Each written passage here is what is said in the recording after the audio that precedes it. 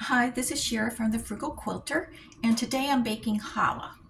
Challah is a traditional Jewish bread, and it's been around for thousands of years. And today I'm going to be cutting the recipe in half. This is vegan challah. I wanted to make the full amount, but I discovered that this is all the flour that I have that isn't in the refrigerator. In order to not kill the yeast once it's activated, I have to have room temperature flour, and refrigerated flour is too cold. So I'll be having the recipe today. It's just me. I live alone, so I can make this recipe, and once it's done, I can cut it into portions and freeze it, and frankly, eat off of it for weeks, if not the entire month. If I'm having guests over, then I make the full recipe and, of course, serve the full amount to make sure that my guests have as much as they want. The full recipe makes about 8 servings. Since I'm cutting it in half, it will be about 3 to 4 servings. The first thing I have to do is warm the water before I add the yeast to it. I've already warmed this water. It needs to be comfortable to the touch, not too hot, not too cold, or it will kill the yeast. If it's too cold, it won't activate the yeast. If it's too hot, it will kill the yeast. And I'm putting this in my bowl. I've already put 1 teaspoon of sugar in my bowl. I prefer to use organic sugar to avoid the pesticides as much as possible. And then the next thing is I put a tablespoon of sugar in there. And the next thing is to put activated yeast in it. And I've already put the yeast in the bowl as well. This is what I used. I use Fleischmann's activated dry yeast.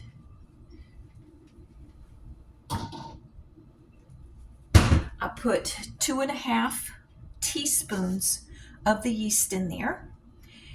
And I'm going to just stir it a little bit.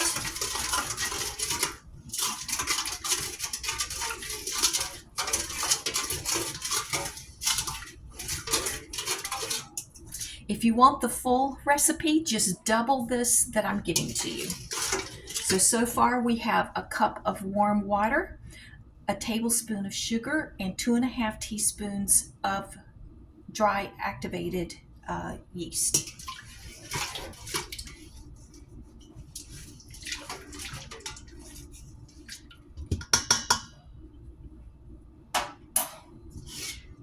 This is what it looks like in the bowl. Don't know if you can see that. Now, this is called proofing the yeast to make sure that your yeast is good, that it's activated. If your yeast is not properly activated, then your bread's not going to rise. And so you're going to end up with all this dough that's not going to rise, and it can be a disappointment. To see if your yeast is activated and it's good live yeast, we just let it sit for about 10 minutes to see if it starts to bubble over. Now, in the meantime, while I'm waiting for my yeast to activate, I'm going to tell you about my pinto beans. I am making pinto beans today. Normally, this is what I have them in. This is actually a Dutch oven, but I use it like a large soup pot. I cook large things in it, even though it is a Dutch oven. You can take your dried beans and you can soak them overnight and then rinse off that water the next day and then start the cooking process. I did not do that yesterday. I just didn't have time. I wasn't able to get to it. I'm doing these beans the way my mom always did it when I was coming up. I have a pound of dried pinto beans in here. And what I did was I went through them, made sure there was no little rocks or pebbles in them, and then I rinsed them off. I put them in the pot, covered them with water, and brought them to a rolling boil. And then I actually simmered them for about 2 minutes and turned the heat off. And you need to let it sit for at least an hour. And it's been about an hour now. And what I'm going to do is pour off this water. Now some people just use the water. I don't do that. I'm going to be pouring off this water from where it was. I believe the process is called parboiling. And the reason why I pour it off is because sometimes there can be dirt and stuff on the dried beans itself. And when you do this, or when you soak it, some of that dirt comes off. Also, it is said, I don't know if it's true or not, but that when you throw out the first batch of water, you're actually getting rid of some of, I don't know if it's enzymes or what it is, that can cause some stomach distress. So it is said to reduce stomach distress. Either way, I'm going to be pouring off this water, if for no other reason, to get rid of any dirt that might have been remaining, despite the fact that I rinsed it and washed them thoroughly by rinsing with water.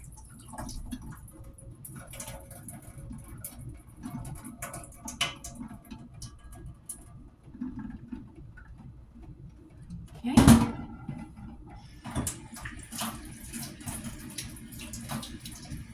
Get that off of the sides there.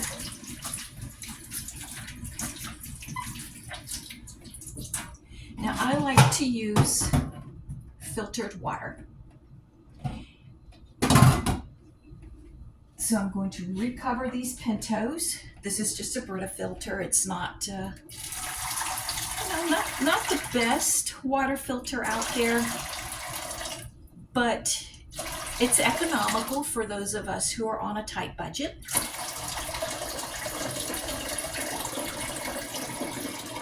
It does remove a lot of the particles in water, and I do find it tastes better, and I feel like it's a little bit healthier for me. So I've covered it. I need more water, but I'm going to have to fill up my pitcher there. I'm going to go ahead and start this though. Now I will actually start cooking these Pintos until they're soft and tender. I like them really soft and tender. Something else, I'm going to do it over here. I usually do this on the stove, but so that you can see it better. Something else that I do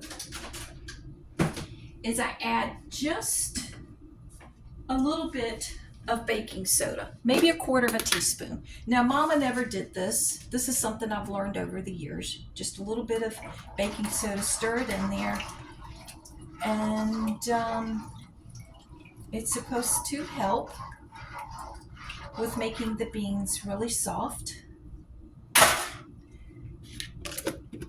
Apparently, it does something to the water.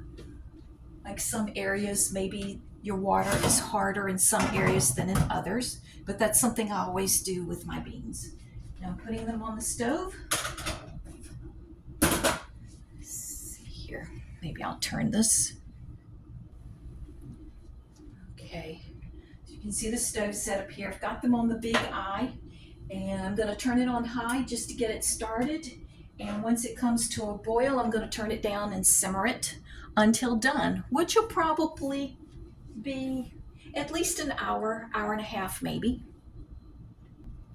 Okay, now my yeast has proofed, and I'm going to try to bring this over here so that you can see it.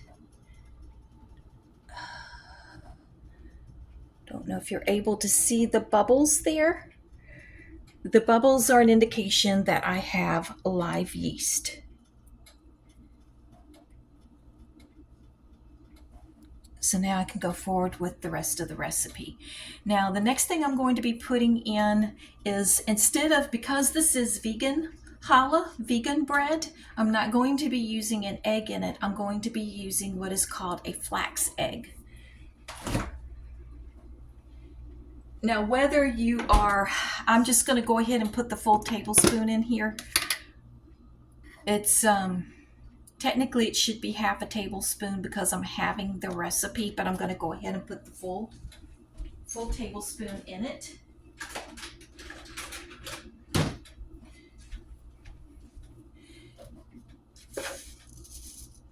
It's 1 tablespoon of ground flax meal.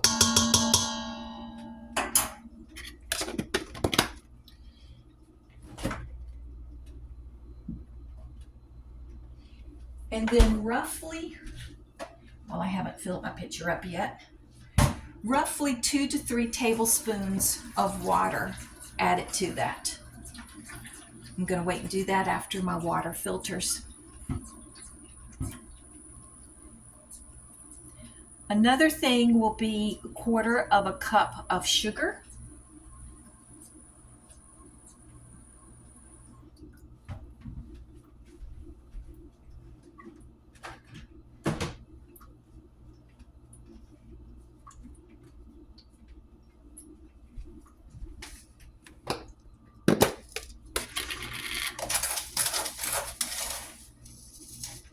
Okay, put that in there.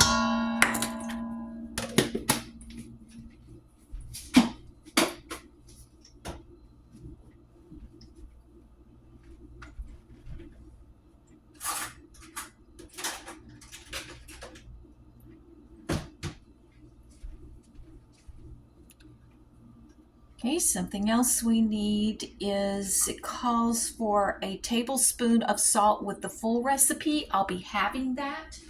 So approximately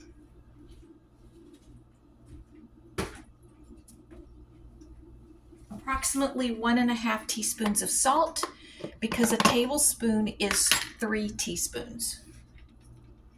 So there's a teaspoon, and there's half of a teaspoon.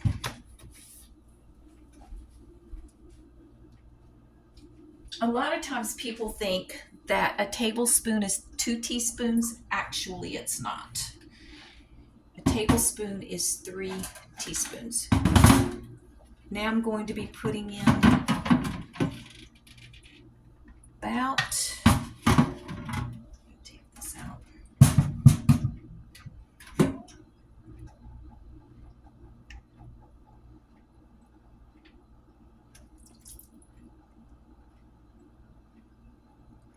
Okay, I put 2 tablespoons of water. That's to complete the recipe needed for what's referred to as a flax egg. Some people do 3 tablespoons of water. I typically do 2.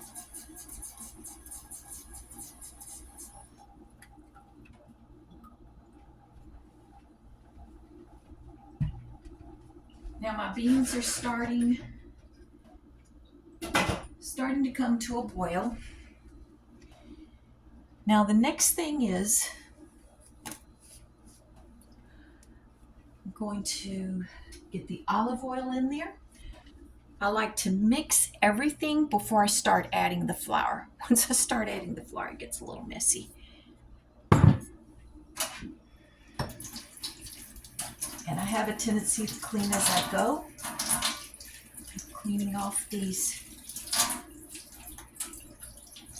tablespoon and teaspoon over here so they can start drying and getting ready when I need it again.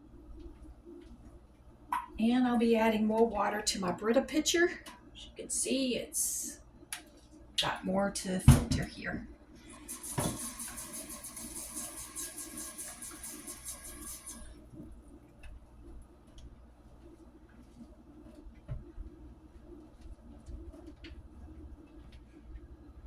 Some of these things I will put links to in the description if you're wanting to order them and just have them brought right to your house. I am an Amazon affiliate, and so anything that you click on the links and if you purchase, I get a small commission off of it.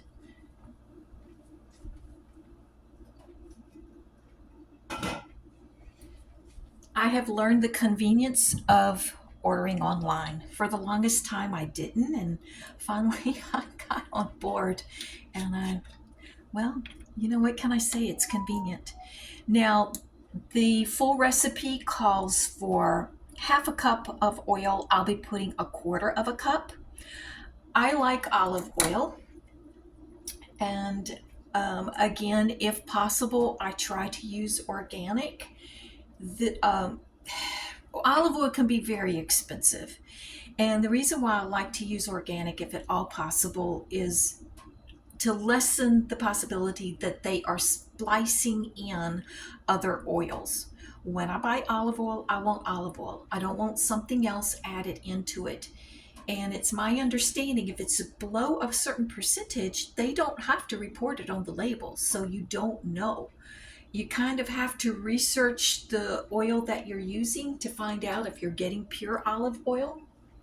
This particular olive oil right here does not have anything else added to it.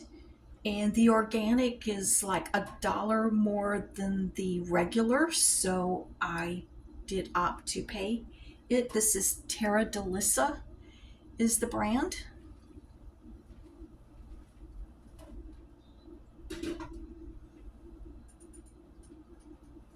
My beans are starting to come to a boil. Now I'm going to add in 1/4 cup of olive oil. I don't use a lot of flour, oil, and sugar. So if I find organic sources that are reasonably priced, I try to get organic if at all possible. When it comes to flour, I'm avoiding glyphosate. I don't know if you know what glyphosate is. It's essentially Roundup. That's what it is. It's Roundup. You know, the weed killer. I don't want to be ingesting weed killer. Now, I know I do because glyphosate is on everything. It is actually banned in certain countries. I don't know why it isn't banned in this country. It's my understanding that it's been linked to certain cancers, and there have even been some lawsuits as a result of this, but they're still putting it on our foods. And speaking of, I need to turn my beans down. Speaking of glyphosate, I found out maybe 6 months ago that that glyphosates are on beans. I cannot afford organic beans. Those beans over there that I'm cooking right now, they are not organic. Organic beans are hideously expensive. When you can get a bag of dried beans, a pound for between $1 and $2, and then the organic is just absolutely through the roof. I can't buy everything organic. I have to pick and choose. What they are doing with the beans, it's my understanding what they do is that the beans are ready for harvest, and just like you put the Roundup on the weeds to kill the weeds, what they do is they spray the glyphosate onto the beans, and it dries them out, and then they go out the next day and then they harvest the beans because they've dried them. They're already dried. And I guess it maybe helps inhibit mold. I mean, we don't want moldy beans. That's my understanding. It helps inhibit mold and it speeds up the process of harvesting. But I don't want to be consuming glyphosate. But I am consuming it because if that's what they're using on the beans now, and I can't afford the organic beans, then that's what I'm having to do. It's ridiculous. You know, our food supply should not be tainted like this. I'm about to go off on a rant, or perhaps I already have. Okay, now let's get ready to add the flour.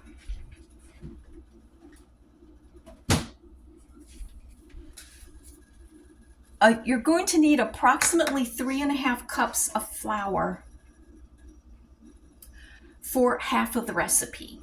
For the full recipe, you would need approximately 7 cups. But again, we are having this. Now, before I start adding flour into it, go in with my hands. And I just stir with my hands what is already there. This is a hands-on thing here. We're going to have to knead this bread. I don't do a super amount of kneading with this recipe.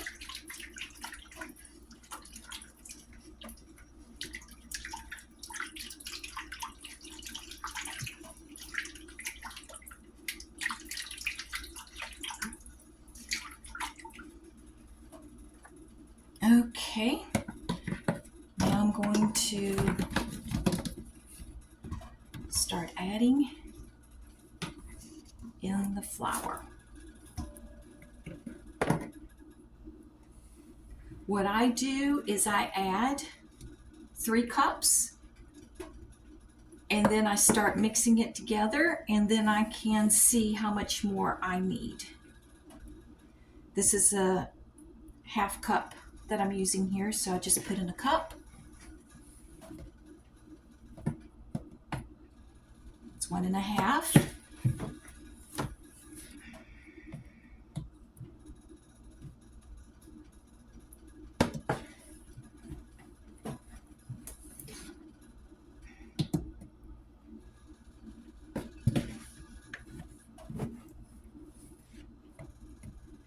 Okay, there's 3 cups,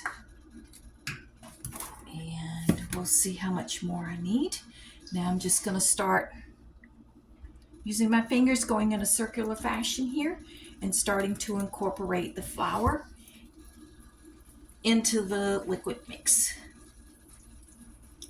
Now, how long it would take this to rise, it depends. If you have a warm day, it's going to rise a lot faster. It's December now, and we are having unusually cold weather here. We are like 20 plus degrees below normal for this time of year. So it's going to take it longer, but I do have beans on the stove. That's going to warm up my kitchen. Some people during the winter months, they will actually turn their oven on low, like 200 degrees or something, warm up their oven, and then turn the oven off and put their bowl of dough in the oven, the warm oven, slightly warmed oven, to give it some heat to help it to rise faster. You want it to double in size, and then punch it down, get all the air out of it, knead it briefly, and then cover it back up and let it rise again. You want at least 2 rises out of it. I have a tendency to just go over every so often, punch it down, let it rise. I also have a tendency to let mine rise for at least 4 hours minimum, with occasionally just going over and punching it down. Now, there are people on YouTube that can tell you, the specifics of bread making, and they'll be very specific about it. I'm just telling you what I do. Technically, it probably only needs to rise about twice, but I'm constantly punching it down. Once it kind of gets to about double, I'll just go ahead and punch it down. In the process of rising, I'll probably punch it down 5 or 6 times. When I'm going by and I notice it, I'll just go ahead and punch it down, get the air out of it, knead it briefly, and then cover it back up and let it go back to rising.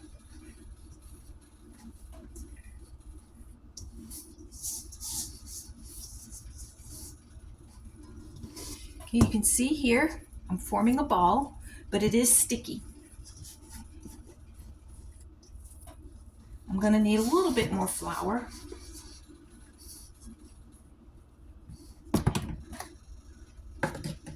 I don't think I'm going to need quite a full half a cup more to add to it.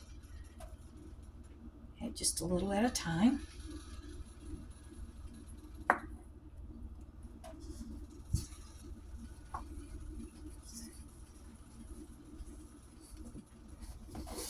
This is what it's looking like.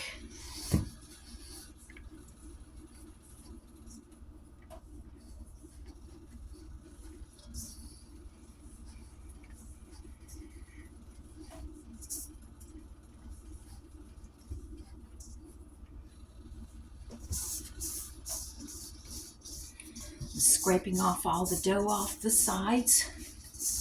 I'm going to get it all incorporated into this dough ball here.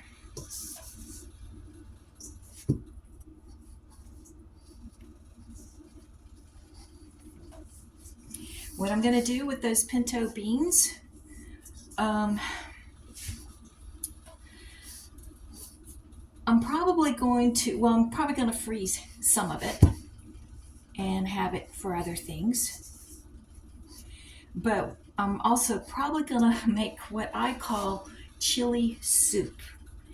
It's basically a chili recipe, but without the meat. But I make it more soup-like.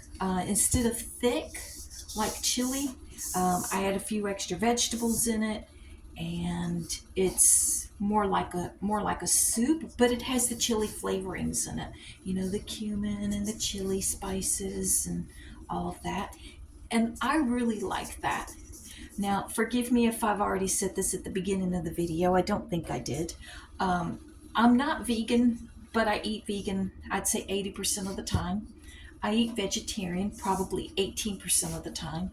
And then about 2% of the time, I will allow myself the pleasure of having some meat, maybe a little chicken. When I got together with my family for Thanksgiving, I had a little bit of turkey. Oh my goodness, if you could have tasted that turkey. My second oldest son made the turkey. And I tell you what, I told my kids I failed them when they were coming up when I would make turkey for Thanksgiving. That turkey was so good.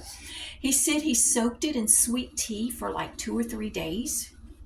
And it had all these spices he added to it. It was unbelievable. I know one of the spices he added to it, it's funny, is a spice he uses. It's called Slap Your Mama. Slap Your Mama, I think it's called. And I've looked at the, what a name, I know. The ingredients are very good ingredients, no junk in it. And it's a really good spice. The first time I was ever introduced to that spice was several years ago. He made me a steak for Mother's Day. And it was kind of funny, you know. It was like it was a funny conversation because there it was Mother's Day, and he was using Slap Your Mama spice on it, spice blend, seasoning. And it was like, so that's what you feed your mama on Mother's Day, huh? But it was good. I think my son has missed his calling. He should have been a chef. He is unbelievable with food. But every once in a while, I will have just a little bit of meat, not a whole lot. I don't do very well with it. I don't digest it very well. Okay, let me put this back in here. I don't need this. Put that flour in there. This is what the kneaded ball looks like. And in the process, this is what I've been doing that you couldn't see on camera. Kneading it like this, forming this ball. Getting it to the point that it's not sticky. And now the next thing I'm going to do is just rub some olive oil over the top of it.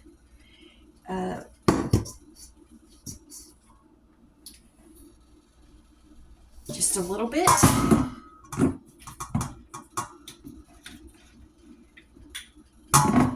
Just going to put a little bit in my hand and rub it all over it just to help keep it from drying out. Okay, just a smidge more.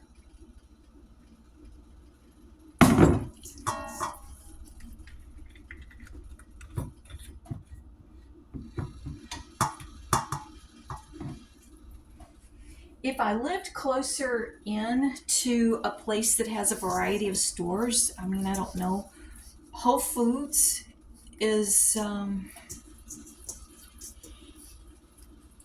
Whole Foods is not in my area. I mean, it's within driving distance. It would take me approximately an hour to get to Whole Foods. I've wondered if Whole Foods has reasonably priced organic beans. I will be investigating on Amazon to see if they have reasonably priced organic beans. I mean, I just recently learned about the beans, how they're using the glyphosate on it. Like I said, I don't have a glyphosate-free diet. There are some crackers that I use routinely, and they're not organic. And so, you know, you just kind of know that there's glyphosate in it if it's not made with organic flour. But I feel like anything we can do to lessen our exposure to some of these chemicals and things that are in our food, it's only going to help. And the more we consume that stuff, the more it can impact our health in a negative way. So I try to reduce these chemicals in my diet. I try to reduce the glyphosate in my diet as much as I possibly can. Okay, this is what it looks like here. I'm going to wash my hands, get all of that oil and dough off of my hands.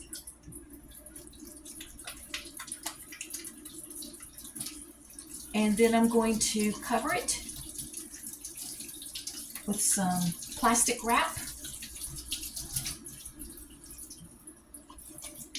and set it aside and let it start to rise.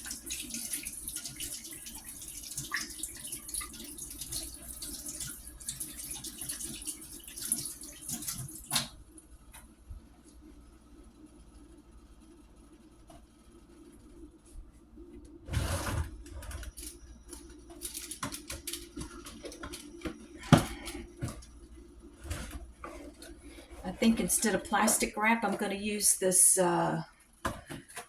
Glad press and seal.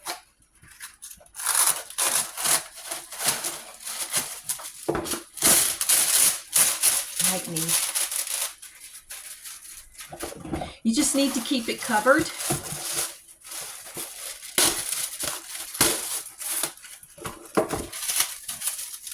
I think I'm going to need more than one piece here because this is a pretty good size bowl.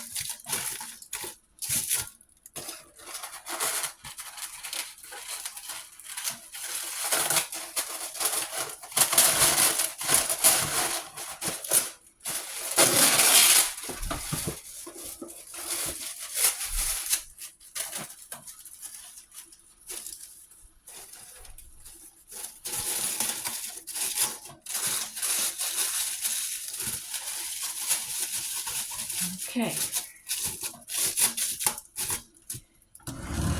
Now I'm going to set it aside. Just going to put it right over here on the table. Let it rise, and over the next 4 hours or so, I'll be punching it down. When I punch it down, I'll just come over here and pull back the plastic wrap. Trying to get it in the...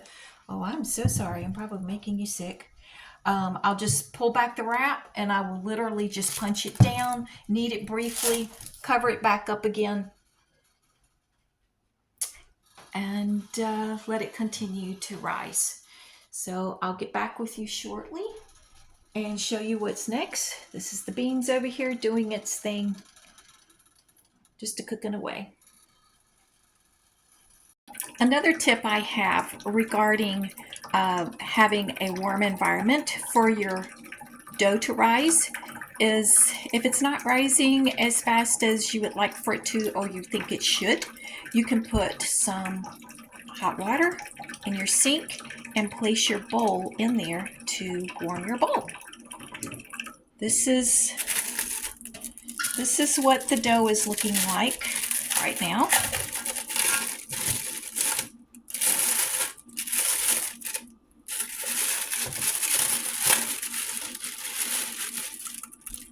So that's what it's looking like, and I need it to rise a whole lot more than that. So this heat may get it going. As you can see, the dough has doubled in size, at least doubled, maybe more. And this is the punching down process. Just kind of fold it over on itself, and you're squishing the air out of it. Kind of like the way it was in the very beginning when you were forming the ball. Turning it over. Sorry, I'm trying to do this with one hand while holding my phone. And then cover it back up. and let it continue to rise. This is the second time I've punched it down. Supposedly that's enough, necessary, before going forward with forming the dough into this shape. It's a braided shape for challah bread, but I'm going to let it rise just a little bit longer, and then I'll come back and I'll show you that. Well, the challah is ready to be braided and shaped. This is what it looks like. In the summertime, when it's warm in here, this would be a whole lot bigger, a whole lot fluffier, but it just isn't going to rise quite as good when it's cold in here. So what I'll do first is punch it down.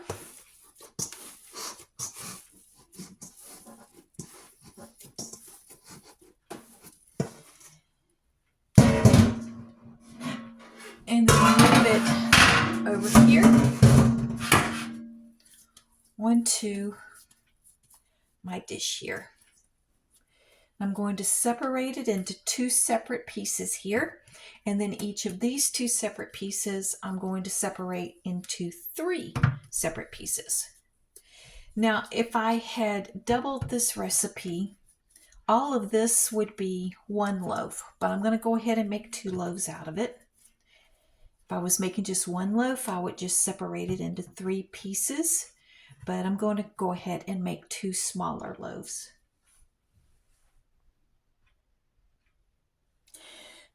I'm going to go ahead and start making these pieces. What I do is roll it if you need a little bit of flour if it's too sticky. So I'm rolling it out.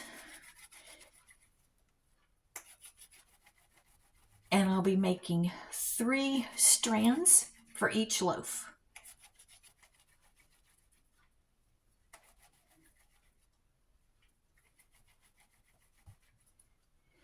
Here's the first.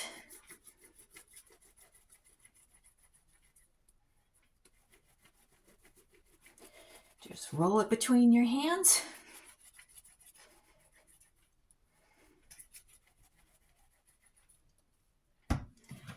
And here's the third.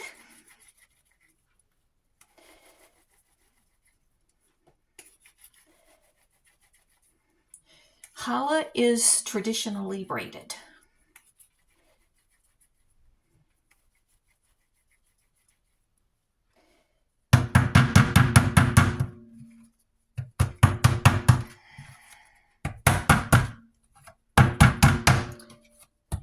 I'm just stretching it out here a little bit.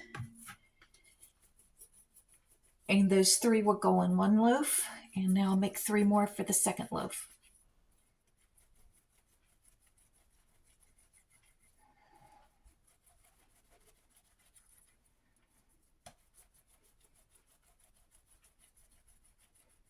And yes, you do get a workout making challah.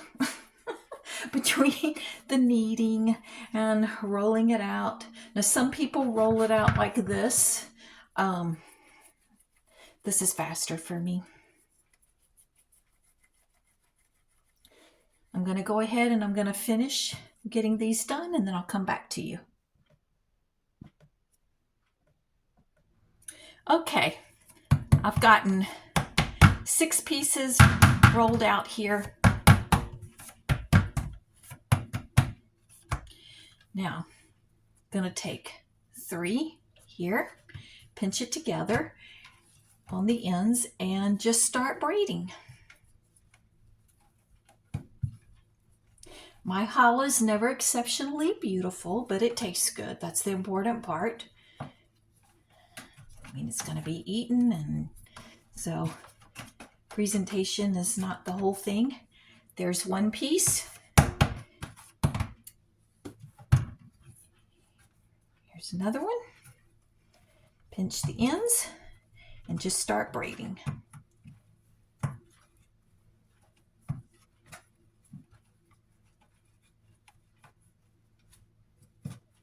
And fold it under. I like to make it side by side. Now, if I had doubled the recipe, both of these braided loaves would be a lot larger. Now, the next thing I'm going to do is put just a little bit of olive oil over the top using my hand. Just rub it all over it.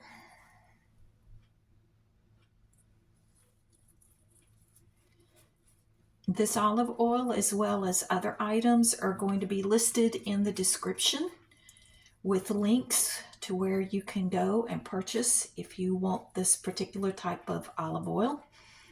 Also some of the other items here, and I'm even going to list the Slap Your Mama seasoning, even though I didn't use that in this challah bread, but I did mention it and you might want to look into it. It is a very good seasoning. Okay.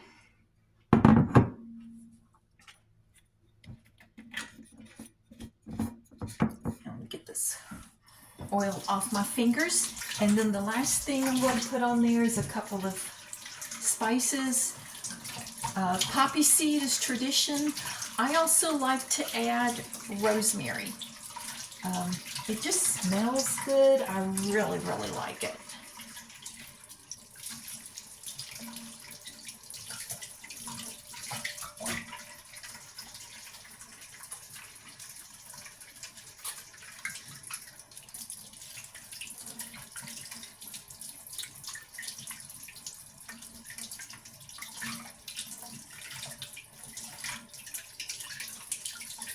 If I ever get that olive oil off my hands.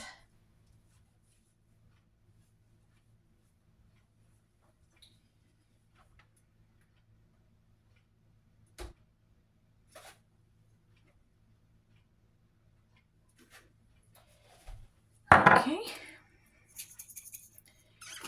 Here's some poppy seed. Just sprinkle it on the top.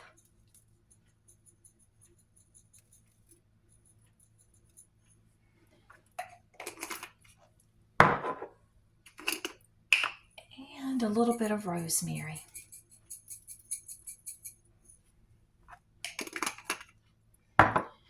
Okay, this is what we've got so far. Now I'm going to let it sit here and rest and rise a little bit more, and I'm going to go ahead and start my oven. It's, let's see here, 375. It says to bake it for about 25 minutes. In my oven, I find 30 minutes is good. And then at the end of that baking time, turn it off, but leave the challah in the oven for 10 more minutes before you remove it. So I'm going to preheat at 375. Okay, it has risen just a little bit more while resting and waiting for the oven to preheat. The oven is now ready at 375. I'm going to put it in for 30 minutes, and then at the end of 30 minutes, I'm going to turn the oven off and let it stay in there for 10 more minutes. Well, guys, the challah is done. I'm getting ready to take it out of the oven.